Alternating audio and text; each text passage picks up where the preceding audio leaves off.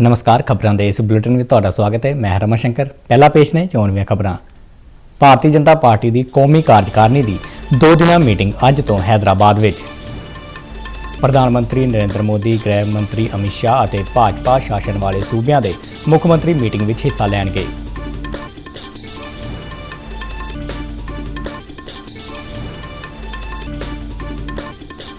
सूचना ते प्रसारण मंत्री अनुराग सिंह ठाकुर ने केंद्र सरकार वालों चलाईਆਂ जा रही योजनावां नाल ਵੱਧ ਤੋਂ ਵੱਧ लाभपात्रियों ਨੂੰ जोड़न का दिता सद्दा।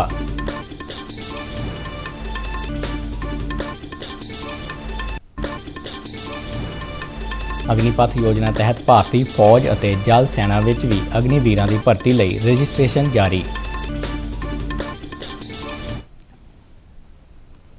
विश्व सेहत संगठन ने कहा कि कोरोना महामारी अजे खत्म नहीं हुई है।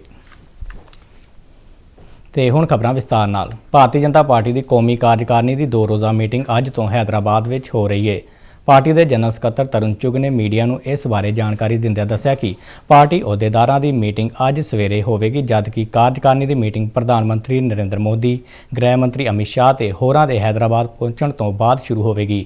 ਉਹਨਾਂ ਦੱਸਿਆ ਕਿ ਪ੍ਰਧਾਨ ਮੰਤਰੀ ਨਰਿੰਦਰ ਮੋਦੀ ਹੈਦਰਾਬਾਦ ਵਿੱਚ ਇੱਕ ਰੈਲੀ ਨੂੰ ਵੀ ਸੰਬੋਧਨ ਕਰਨਗੇ। मंत्री जी राष्ट्रीय कार्य समिति के 340 डेलीगेटों के साथ पूरा समय हर बैठक में रहेंगे, हर सत्र में रहेंगे और 3 जुलाई को शाम 4 बजे राष्ट्रीय कार्य समिति समाप्त होगी। विशाल जनसभा को माननीय प्रधानमंत्री जी संबोधित करेंगे। उन्होंने अगे दस्सिया कि कार्यकारिणी की मीटिंग तो पहला फ्रंट के सारे आगुआं नाल भी पार्टी के कौमी प्रधान JP नड्डा वालों मीटिंग की जाएगी। पार्टी की अहम फैसला लैण वाली कमेटी की 2 दिना मीटिंग 18 साल बाद हैदराबाद में हो रही है। इस बैठक में पार्टी को होर मजबूत करने की रणनीति खास करके दक्षिणी सूबों से चर्चा की जाएगी। उन्होंने कहा कि मीटिंग में 18 मुख मंत्रियों और पार्टी के चोटी के आगुआं समेत 340 डेलीगेट शामिल होंगे।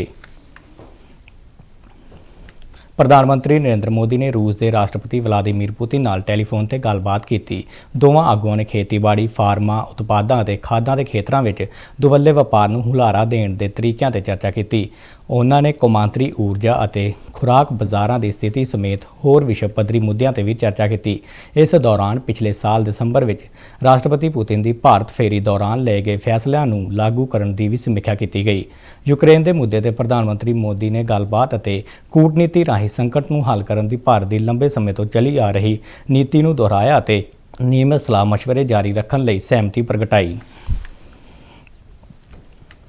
प्रधानमंत्री नरेंद्र मोदी ने इजराइल के नवे प्रधानमंत्री एयर लैपिड को बधाई दी है। एक ट्वीट में प्रधानमंत्री नरेंद्र मोदी ने कहा कि जिमें कि दोवें देश पूरे कूटनीतिक संबंधों के 30 सालों का जश्न मना रहे हैं, वो भारत और इजराइल दरमियान रणनीतिक साझेदारी को होर मजबूत करने की उम्मीद रखते हैं। प्रधानमंत्री नरेंद्र मोदी ने कहा कि वो बेनेट नाल उन्हां दी हाँ पक्षी गलबात तो खुश ने और उन्हां दी नवी भूमिका में सफलता की कामना करते हैं। सूचना ते प्रसारण मंत्री अनुराग सिंह ठाकुर ने कहा है कि भाजपा आगू लोगों के दिलों में वसते हैं। हैदराबाद में पार्टी वर्करां नूं सलाह दिंदिआं उन्होंने कहा कि वो तेलंगाना के लोगों को पिछले 8 सालों दौरान आम लोगों के हितों को ध्यान में रख के शुरू कीतियां गईआं सरकारी योजनावां बारे जाणू करवाउण अते उन्हां दा लाहा लैण वाले लाभपात्रियों के तजर्बे होरां नाल भी साझे करन तां जो वध तों वध लाभपात्री इन्हां स्कीमां नाल जुड़ सकन। रखिया खोज और विकास संगठन यानी DRDO ने ऑटोनोमस फ्लाइंग टैक्नोलॉजी डेमोनस्ट्रेटर की पहली सफल उड़ान भरी है। ये उड़ान कर्नाटक के चित्रदुर्गा विखे एरोनॉटिकल टेस्ट रेंज से की गई सी। इस नाल भारत के गुप्त मनुख रहत लड़ाकू एरियल वहीकल UCAV का सफल परीक्षण करके एक उपलब्धि हासिल की गई है।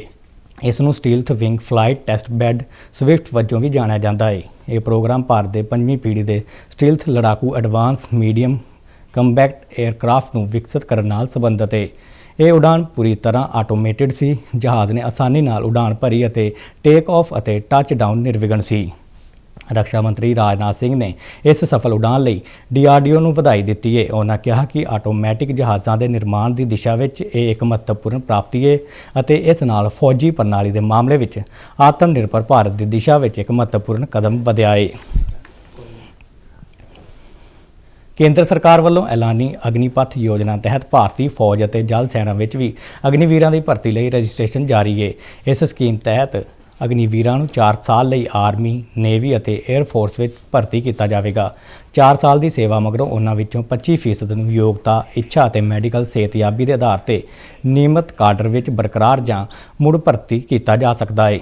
ਇੱਧਰ ਹਵਾਈ ਫੌਜ ਵਿੱਚ ਅਗਨੀਵੀਰਾਂ ਦੀ ਭਰਤੀ ਲਈ ਰਜਿਸਟ੍ਰੇਸ਼ਨ ਦਾ ਕੰਮ ਤੇਜ਼ੀ ਨਾਲ ਜਾਰੀ ਹੈ। ਹਵਾਈ ਫੌਜ ਵਿੱਚ ਅਰਜ਼ੀਆਂ ਦੇਣ ਦੀ ਆਖਰੀ ਤਰੀਕ 5 ਜੁਲਾਈ ਹੈ। ਭਰਤੀ ਪ੍ਰਕਿਰਿਆ ਤਹਿਤ ਚੁਣੇ ਗਏ ਅਗਨੀਵੀਰਾਂ ਦੀ ਸਿਖਲਾਈ ਇਸ ਸਾਲ 30 ਦਸੰਬਰ ਤੋਂ ਸ਼ੁਰੂ ਹੋ ਜਾਵੇਗੀ। ਕੇਂਦਰ ਸਰਕਾਰ ਨੇ ਤਿੰਨੋਂ ਫੌਜਾਂ ਵਿੱਚ ਅਗਨੀਪਥ ਯੋਜਨਾ ਤਹਿਤ ਅਗਨੀਵੀਰਾਂ ਦੀ ਭਰਤੀ ਦਾ ਐਲਾਨ ਕੀਤਾ ਹੈ। ਇਸ ਯੋਜਨਾ ਬਾਰੇ ਸਰਕਾਰ ਨੇ ਸਹੀ ਤੱਥ ਲੋਕਾਂ ਸਾਹਮਣੇ ਰੱਖੇ ਨੇ।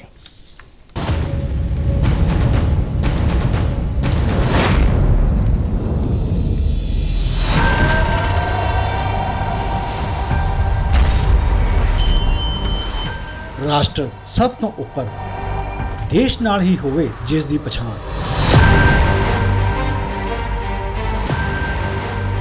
ਖਤਰਿਆਂ ਨਾਲ ਅੱਖਾਂ ਮਿਲਾਉਣ ਦਾ ਜਨੂਨ, ਇਸ ਤਰ੍ਹਾਂ ਦੇ ਨੇ ਭਾਰਤ ਦੇ ਵੀਰ ਜਵਾਨ।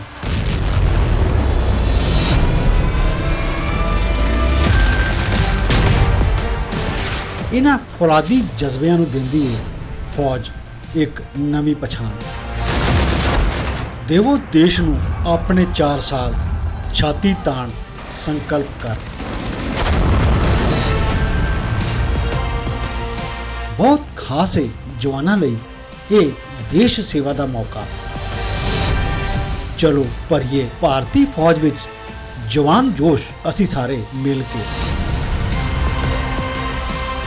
ਵਰਦੀ ਦਾ ਮਾਣ ਮਿਲੇ ਜੋ ਇੱਕ ਸੁਨਹਿਰੀ ਕਲ ਨਾਲ ਸਜੇ, ਤਮਗਾ ਵਧਾਵੇ ਸੀਨੇ ਦੀ ਸ਼ਾਨ।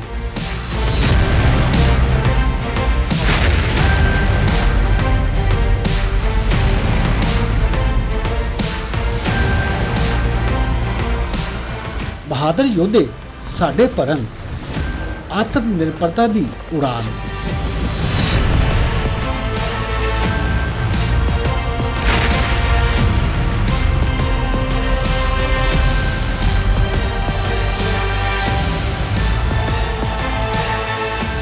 ਹੁਣ ਪਰਬਤ ਵੀ ਨਹੀਂ ਹਿਲਾ ਸਕੇ ਇਹਨਾਂ ਦੇ ਹੌਸਲਿਆਂ ਨੂੰ, ਜਿਨ੍ਹਾਂ ਨੇ ਕੀਤਾ ਕਤਰਾ ਕਤਰਾ ਦੇਸ਼ ਦੇ ਨਾਮ।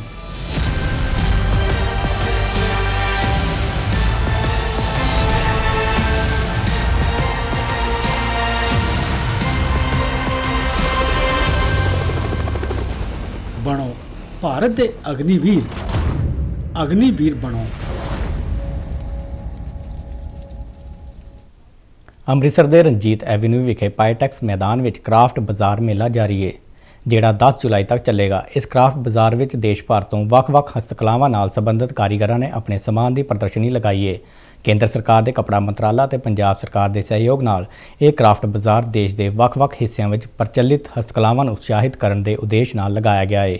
ਇਸ ਕ੍ਰਾਫਟ ਬਾਜ਼ਾਰ ਵਿੱਚ ਲੱਕੜੀ, ਕੱਪੜਾ, ਲੋਹਾ, ਪੱਥਰ, ਬਾਂਸ, ਜੂਟ, ਧਾਗਾ, ਕੱਚ ਆਦਿ ਦੀ ਵਰਤੋਂ ਨਾਲ ਕਾਰੀਗਰਾਂ ਦੁਆਰਾ ਹੱਥਾਂ ਨਾਲ ਤਿਆਰ ਕੀਤੇ ਗਏ ਬਹੁਮੁੱਲੇ ਸਮਾਨ ਨੂੰ ਪ੍ਰਦਰਸ਼ਿਤ ਕੀਤਾ ਗਿਆ ਹੈ ਅਤੇ ਲੋਕ ਇਸ ਸਮਾਨ ਦੀ ਖਰੀਦਦਾਰੀ ਵੀ ਕਰ ਸਕਣਗੇ।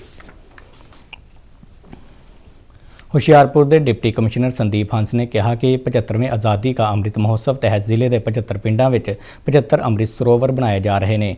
ਉਹਨਾਂ ਵਧੀਕ ਡਿਪਟੀ ਕਮਿਸ਼ਨਰ ਵਿਕਾਸ ਦਰਬਾਰਾ ਸਿੰਘ ਨੂੰ ਜਿੱਥੇ ਅੰਮ੍ਰਿਤ ਸਰੋਵਰ ਦੇ ਆਲੇ ਦੁਆਲੇ ਵੱਧ ਤੋਂ ਵੱਧ ਪੌਦੇ ਲਗਾਉਣ ਦੇ ਨਿਰਦੇਸ਼ ਦਿੱਤੇ, ਉੱਥੇ ਪਿੰਡਾਂ ਵਿੱਚ ਪਾਣੀ ਰਿਚਾਰਜ ਸੰਬੰਧੀ ਗੰਭੀਰਤਾ ਨਾਲ ਕੰਮ ਕਰਨ ਲਈ ਵੀ ਕਿਹਾ।